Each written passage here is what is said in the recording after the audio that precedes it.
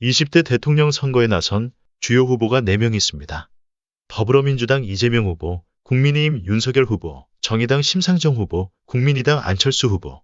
4명의 후보들은 종전 선언을 어떤 시각으로 바라보고 있을까요?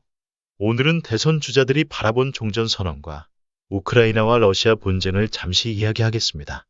더불어민주당 후보를 뺀 다른 후보들은 종전 선언을 반대하고 있습니다. 심상정 후보도 반대한다고 하면서 놀라신 분들도 있을 것이고, 안철수 후보가 종전 선언에 의견을 낸 적이 있나 하며 고개를 갸우뚱하는 분도 있을 것입니다. 종전 선언은 말 그대로 선언입니다. 1950년 시작된 한반도 전쟁이 공식적으로 끝났음을 선언하는 것이 다름 아닌 종전 선언입니다. 북한에서 연평도에 포격했을 때 이를 뭐라고 할까요? 정전협정 위반이라고 합니다. 만약 종전 선언이 이루어진 뒤였다면 뭐라고 할까요? 일본군의 진주만 기습과 같은 선전포고 없는 공격 행위, 즉 침략이 됩니다. 도발하는 북한이 크던 작던 심리적 위축을 크게 가질 수밖에 없습니다. 정전협정을 위반한다 해서 그 어떤 제재가 있을까요? 전혀 없습니다. 협정을 위반했다라는 말을 전하고 약간의 군사적 맞대응이 우리가 할 수 있는 최선입니다. 약간의 대응마저 허락을 받거나 사후의 대응 적절성을 유엔 사령부로부터 검사를 받는 것이 현실입니다. 이런 분쟁 상황을 유엔 사령부가 관리 감독하고 주한미군 사령부가 전자권을 이용해 국군을 제어합니다. 확전을 막기 위해 라는 명분을 내세우고 있지만 확전을 걱정할 것이 아니라 전쟁을 끝내면 되는 일입니다. 종전을 반대하는 분들이 대체로 이런 말을 많이 합니다. 실제로 끝난 전쟁인데 종전선언이 왜 필요하느냐는 것입니다. 한 집에서 사실혼으로 살아도 되는데 혼인신고를 하는 이유가 있지요. 종전선언은 국제법으로 종전되었음을 인정받습니다. 혼인신고는 서로가 배우자의 권리를 인정하는 법적 조치입니다. 이미 함께 살고 있는데 혼인신고를 뭐하러 하냐? 이렇게 주장하는 사람도 있겠지만 서로 신뢰하지 못하는 뭔가가 있거나 둘 사이에 뭔가 문제가 있으니 혼인신고를 기피한다고 대부분 생각할 것입니다. 남북은 한반도라는 한 이불을 덮고 살지만 휴전선이라는 절대 장벽에 막혀 사는 걸로도 부족해 70년을 서로에게 총부리를 겨누면서 이렇게 사는 것이 당연한 일이냥 살고 있습니다. 당연하지 않다고 말하면 빨갱이라 불리고 가혹한 처벌을 받았습니다. 지금 한반도에는 법제화된 안전장치가 사실상 없습니다. 종전선언은 전쟁하지 않는 정상국가라고 선언하는 것입니다. 법제화된 전쟁 상태 종결은 해도 되고 안 해도 되는 것이 아니고 다른 나라 사정인 듯 덤덤하게 말해서도 안 되는 우리의 안전 문제이고 민족 안전이 달린 문제이며 휴전 상태를 구실로 한국 내정과 남북 관계 간섭을 정당화하는 외세의 정당성을 주는 참혹한 일로 바라보아야 합니다.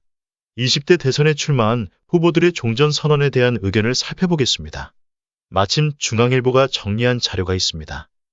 먼저 더불어민주당 이재명 후보는 한반도 비핵화 및 평화체제 구축의 촉매제이며 그 자체만으로도 북한 비핵화 진전으로 볼 수 있다라고 되어 있습니다만 두 번째 줄은 앞뒤 맥락이 없이 소개되어 중앙일보의 속셈을 알게 해줍니다. 비핵화 협상 이전에 적대 정책 철회부터 먼저 하라는 북한 주장을 상쇄하면서 비핵화 회담의 단초를 마련할 수 있으니 마침이 아니라 비핵화로 가는 관문으로서 종전 선언이 활용될 수 있다.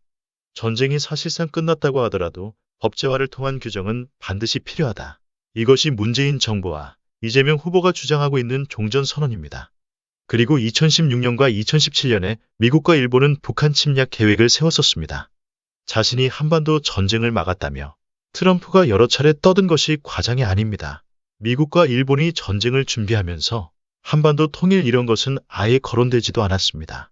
바꿔 말하면 전쟁은 하되 다시 분단 상태라는 것입니다. 문재인 대통령의 이 부분에 대한 말씀을 들어보겠습니다. 출범 당시 일촉즉발의 전쟁 위기 상황 속에서 대화의 물꼬를 트고 평화의 길을 만들어 나갔습니다. 아직 미완의 평화이고 때로는 긴장이 조성되기도 하지만 한반도 상황은 어느 때보다 안정적으로 관리되고 있습니다. 분단 국가이고 전쟁을 겪은 우리에게 평화보다 소중한 가치는 없습니다. 미국과 일본이 전쟁 계획을 세울 수 있는 근거가 휴전 상태이기 때문입니다. 유엔 군사령관은 주한미군 사령관이 겸직하고 있습니다. 외세의 이익을 위해 전쟁 가능성을 열어두는 것이고 전쟁은 대한민국을 물론 우리 민족 전체에 조금의 이익도 없습니다. 당연히 우리 국민은 종전을 찬성해야 합니다. 이재명 후보를 제외한 나머지 후보들은 종전을 반대합니다. 정의당 심상정 후보도 말장난하면서 반대한다는 것을 알 수 있습니다. 종전이 되지 않았는데 평화협정이라니 참 당황스럽습니다. 남녀가 같이 자지도 않았는데 애부터 낳으라고 말하는 것입니다. 밥이 나오냐 떡이 나오냐며 종전선언을 반대한 윤석열. 북한 비핵화 의지가 없으니 종전은 껍데기 선언이라 말한 안철수. 애 낳을 계획 없으면 결혼식이나 혼인신고가 껍데기다 라는 말과 무엇이 다를까요? 우크라이나와 러시아가 군사적으로 대치하고 있습니다. 저는 러시아도 우크라이나도 두둔할 생각이 없습니다. 우크라이나 대통령의 외교 형태를 보면 미중 갈등에서 문재인 대통령의 외교 행보가 어느 정도 현명한지 잘 보여주고 있고 다음 20대 대통령이 어떤 외교 정책을 하면서 국민을 보호해야 하는지를 보여주고 있습니다. 우크라이나 하면 떠오르는 이미지가 내전 중이며 러시아와 군사적 긴장이 고조된 불안한 나라입니다. 광대한 영토를 가지고 있으며 천연자원도 적지 않은 나라이면서 국토의 80%가 경작이 가능한 나라이고 지리적 이점을 살린다면 가장 수혜를 볼 나라가 우크라이나입니다. 그런데 우크라이나는 나토라는 러시아를 적으로 하는 군사 동맹체에 가입을 희망하고 있습니다. 우크라이나의 모든 문제가 여기서 발생했습니다. 미중 갈등이 불거지자 국내에서도 쿼드에 가입해서 군사력을 미국에 지원해야 한다느니 확실하게 미국 편임을 선언하고 중국과 거리를 둬야 한다느니 나라를 말아먹고 싶은 자들이 많았습니다. 대한민국은 정부가 균형을 잡아 국익 외교를 기반으로 실리를 추구한 반면 우크라이나는 정부가 나서서 서방 편향적인 정책을 추진했습니다.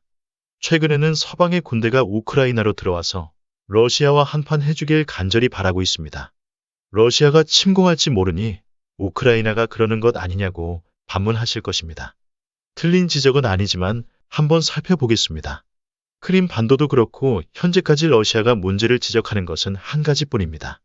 우크라이나가 러시아의 위협을 염려하듯이 러시아는 나토군의 러시아 위협을 염려 안 할 수가 없는데 우크라이나가 러시아를 상대로 만들어진 나토라는 군사 동맹체에 가입하겠다고 설치기 때문입니다. 우크라이나는 서방 일변도의 외교 정책을 하고 있습니다. 지정학적 위치를 보면 러시아와 서방으로부터 모두 필요한 곳이 우크라이나입니다. 가만히 있어도 몸값이 올라갈 우크라이나인데 지금이 냉전시대도 아니고 균형 외교를 하면서 우크라이나 이익만 취하면 되는데 우크라이나는 괜시리 러시아를 자극하다가 주민 투표로 크림 반도가 러시아에 합병되고 나토에 가입하겠다고 설치다가 러시아가 인상 쓰자 겁먹고 서방의 SOS를 치고 있는 것입니다. 문재인 정부가 친중 정부다 어쩐다 말들이 많았죠. 박근혜의 대중국 정책은 옳았습니다. 잘했지요.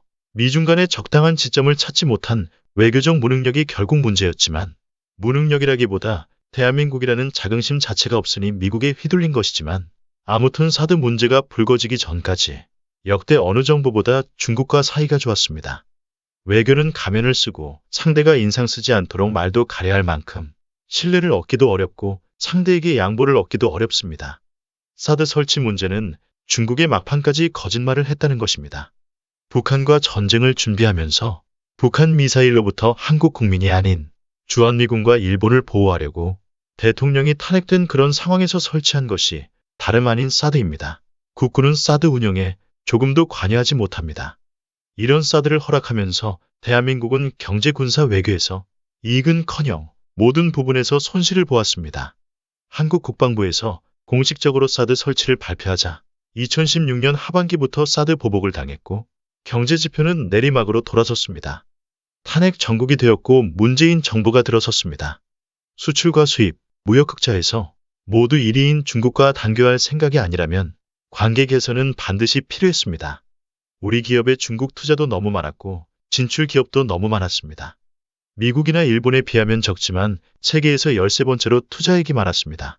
사실 문재인 정부가 중국에 뭘 특별하게 한 것은 없습니다. 적대하지 않겠다. 그렇게 말했고 지금까지 지킨 것뿐입니다. 문재인 정부 말을 중국이 믿지 않았습니다. 박근혜 정부에게 당한 충격이 너무 컸으니까요. 국내에서는 정부별로 구분해서 민주정부니 보수정부니 하지만 외국에서 볼 때는 그냥 모두 다 한국 정부입니다. 권리와 책임, 상호신뢰, 정치적 갈등 모든 것을 연속 선상에서 봅니다. 미국과 갈등이 커지면서 중국은 한국을 바라보았고 군사충돌 위험성까지 거론되고 코로나로 궁지에 몰릴 때 중국은 한국을 바라보았습니다. 일본이 미국의 압박에 굴복해서 반중을 선언할 때 중국은 한국이 아무것도 하지 않는 것을 보았습니다. 제 영상들 중에서도 많이 나오지만 미국이 압박을 어느 정도 했는지 모르는 분은 없을 것입니다. 박근혜 정부와 문재인 정부의 가장 큰 차이는 다른 것이 아닙니다. 대한민국의 가치 평가, 그것이 달랐습니다. 문재인 정부는 친중도 반중도 하지 않았습니다. 적대만 하지 않았을 뿐인데 그 결과는 지금 우리가 보고 있습니다. 미국으로부터 핵심 파트너라는 말을 처음으로 들었습니다. 이전까지 한국은 미국에 종속된 나라 정도로 미국에서 생각했던 것입니다. 중국으로부터 전략적 중요 동반자라는 말을 처음으로 들었습니다. 미중 두 나라가 대한민국의 가치를 제대로 평가하기 시작한 것입니다. 모두 2021년에 일어난 일입니다. 윤석열이 일본과의 관계를 들먹이면서 문재인 정부를 비토할 때 중국인이나 한국인이나 서로를 대부분 싫어한다는 발언을 했을 때 윤석열에게 대한민국의 가치는 아주 낮음을 알 수 있습니다. 미국과 일본에 미리부터 알랑거려야 산다는 그 사고방식을 보여준 것입니다. 비비지 않아서, 알랑거리지 않아서, 굽신거리지 않아서 지금의 대한민국이 세계에서 인정받는 것입니다. 문재인 정부가 미일에 동조하거나 어쩔 수 없는 일이라며 전쟁을 막지 않았다면, 미국에 확실히 굽히고 들어가라, 반중해라 이런 의견에 굴복했다면, 일본의 수출 규제에 일본으로 나라가 빌라는 압박에 굴복했다면 지금의 대한민국은 없었을 것입니다. 문재인 정부가 외세에게 심은 가장 소중한 것이 있습니다. 선을 넘으면 침묵하지 않고 반발한다는 것과 대한민국 국익을 가장 최우선으로 한다는 것입니다. 우크라이나는 문재인 정부 같은 실리 외교를 전혀 하지 못하고 있습니다.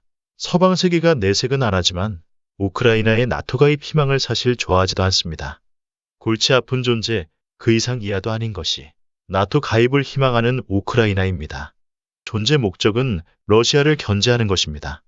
바꿔 말하면 부딪히는 것이 적으면 적을수록 나토에 좋은 나라가 러시아라는 이야기입니다. 스스로 해결할 능력도 의지도 방법도 찾지 않으면서 우크라이나가 러시아와 부딪히자고 자꾸만 말하고 있습니다. 오늘 영상 어떠셨나요? 그럼 다음 영상에서 뵙겠습니다. 시청해주신 여러분 고맙습니다.